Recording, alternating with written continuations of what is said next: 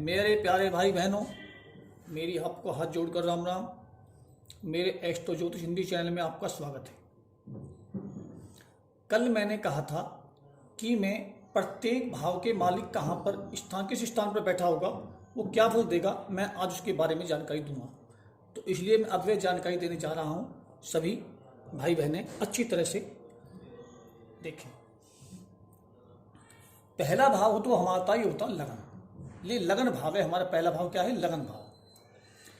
अब इस लगन भाव का मालिक जहां जहां बैठेगा वो कैसे फल देगा, हम उसके बारे में आपको आज जानकारी देंगे। यदि लगन जो भाव इसका जो मालिक होता है, जैसे यहाँ कुछ भी संख्या हो सकती है, अपनी सभी कुंडली में देखें, अब 4 भी हो सकता है, 5 भी हो सकता है, 6 भी हो सकता है, कुछ भी लिखा। यानी कि जैसे पहला है, यहाँ पर 1 नंबर लिखा हुआ, तो ये होगी मेष राशि।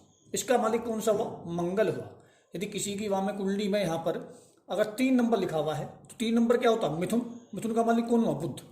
तो ये कोई भी संख्या हो सकती है, लेकिन केवल ये बताया जा रहा है कि लग्नेश कोई भी हो, चाहे बुध है, चाहे बृहस्पति है, चाहे शुक्र है, चाहे मंगल है, चाहे शनि है, कोई भी सही, उसका जो है प्रत्येक भाव बैठने पर क्या फल मिलता है, मैं आपको जानकारी दूंगा। अब लग्नेश पहला, जैसे मेष राशि है, इसका मालिक जैसे मंगल हुआ, तो मंगल यदि पहले भाव में बैठा होगा तो जिंदगी भर निरोग रहेगा, बीमारी उसे छू नहीं सकती,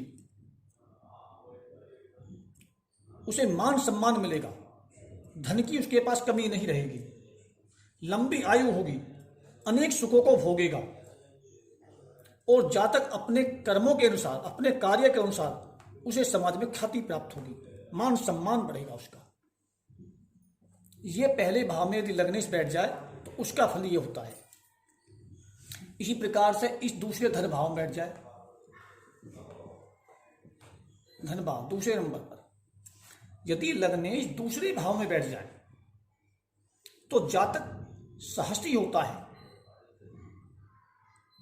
राजा की भांति ऐश्वर्य जीने वाला होता है, आयु बहुत लंबी होती है उसकी, अच्छे कार्यों में उसकी रुचि होती है, और परिवार का, कुटुंब का उसको पूर्ण सुख मिलता है। दूसरे भाव बैठने से यह फल मिलता है। यदि ये लग्नेश इस तीसरे भाव में बैठ जाए तो क्या फल मिलेगा? ऐसा जातक अपने सहयोगी, मित्र या छोटे भाई बहन, उनसे लाभ प्राप्त करता रहता है, उसे अवश्य उनसे लाभ मिलता है, परिवार का सुख भी उसे मिलता है। ऐसा जातक धार्मिक और पुण्य कार्यों में विश्वास करता है और पुण्य के कार्य करता रहता है। परंतु यदि लग्नेश के तीसरे भाव में निर्बल हो जाए, किसी पाप ग्रह की दृष्टि में आ जाए, नीच का हो जाए, अष्ट हो जाए, तो ऐसे जातक को उतने अच्छे फल नहीं मिल पाते।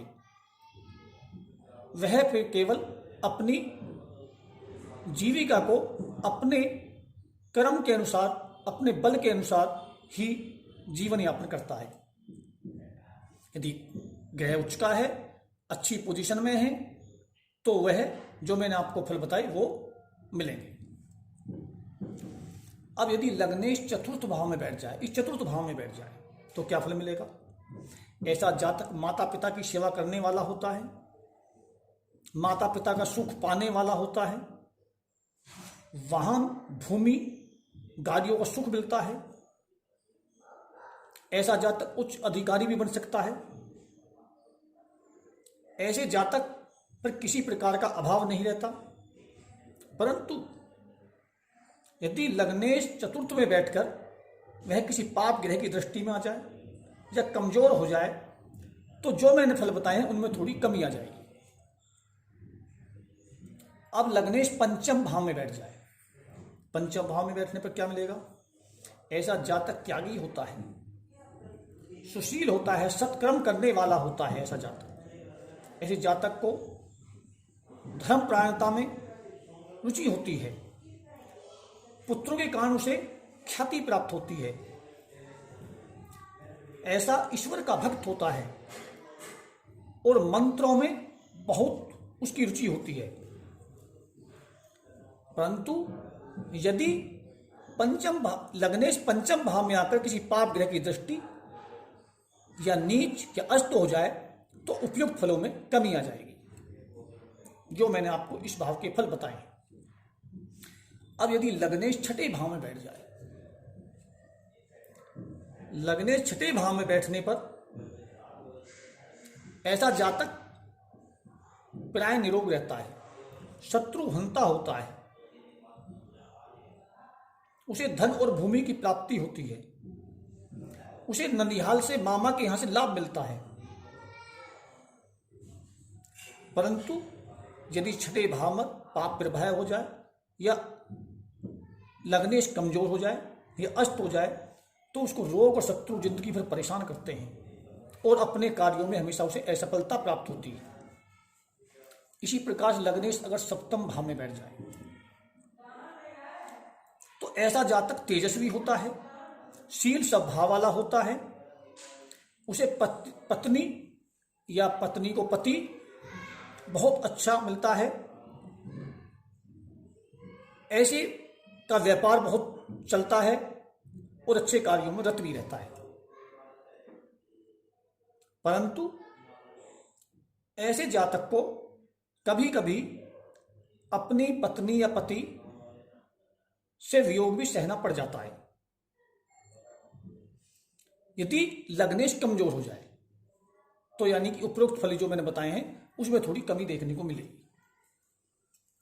अब इसी प्रकार से लग्नेश यदि अष्टम भाव में चला जाए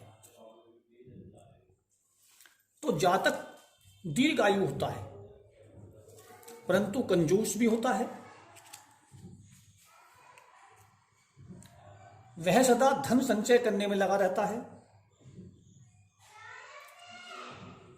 परंतु उसकी आयु बहुत लंबी होती है। जातक समझदार भी होता है, बुद्धिमान भी होता है,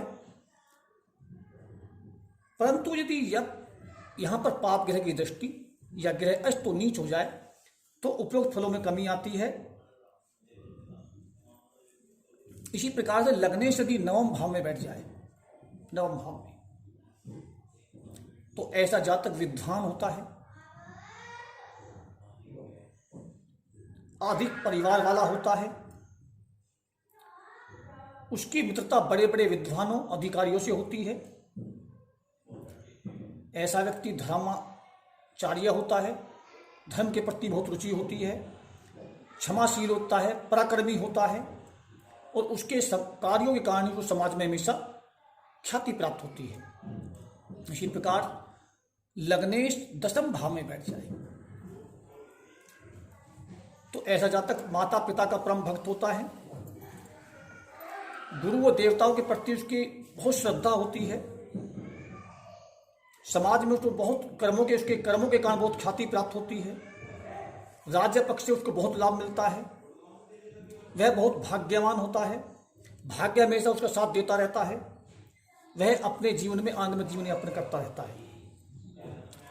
परंतु यदि लग्नेश यहाँ पर किसी पाप ग्रह की दृष्टि शत्रु क्षेत्र या नीच अवस्था में बैठ जाए या अष्ट होकर बैठ जाए तो उपरोक्त फलों में कुछ कमी आने की आशंका रहती है। इसी प्रकार से लग्नेश आय भाव में 11वें भाव में बैठ जाए तो ऐसा जातक धन व पुत्रों से युक्त होता है, उसे उच्च वाहन की प्राप्ति होती है, उसकी प्रत्येक मनोकामनाएं पूर्ण होती हैं, पराक्रमी होता है, तेजस्वी होता है, विवेकशील होता है ऐसा व्यक्ति, परिश्रम करने से कभी भी जी नहीं चुराता ऐसा व्यक्ति और उसके पुत्रों के कारण उसको ख्याति भी प्राप्त होती है। ऐसे जातक के मित्रों की संख्या बहुत अधिक होती है, उसके जीवन में कभी भी किसी प्रकार का उसका अभाव महसूस नहीं करना पड़ता। परंतु वही यदि लग्नेश इसमें पाप ग्रह की दृष्टि अष्ट या नीचे शत्रु क्षेत्रीय होकर बैठ जाए तो उपरोक्त फलों में कुछ कमी होने की आशंका बन जाती है। इसी प्रकार से लग्नेश यदि 12वें भाव में बैठ जाए, यह वह भाव है, तो ऐसा जातक अपने देश को छोड़कर विदेशों में वास करने वाला होता है, अपने परिवारों रिश्तेदारों से कभी कभी बैर की स्थिति बना देता है, अत्यधिक व्यय के कारण वह धन का अभाव महसूस करने लगता है,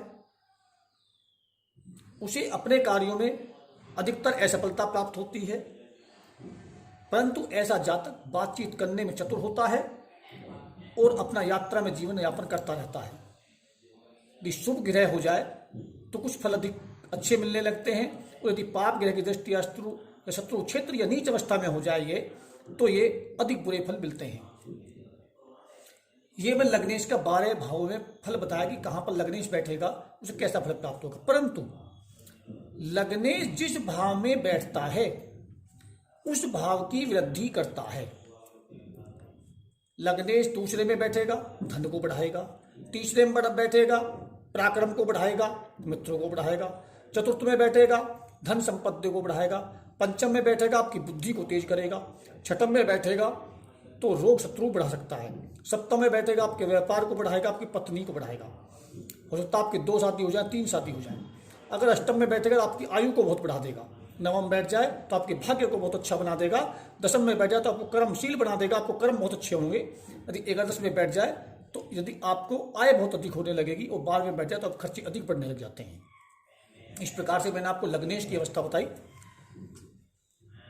अगर ये मुझे वीडियो आपको पसंद आए तो अधिक से अधिक शेयर करें, लाइक करें और मेरे चैनल को सब्सक्राइब करें। आज के लिए इतना ही, धन्यवाद।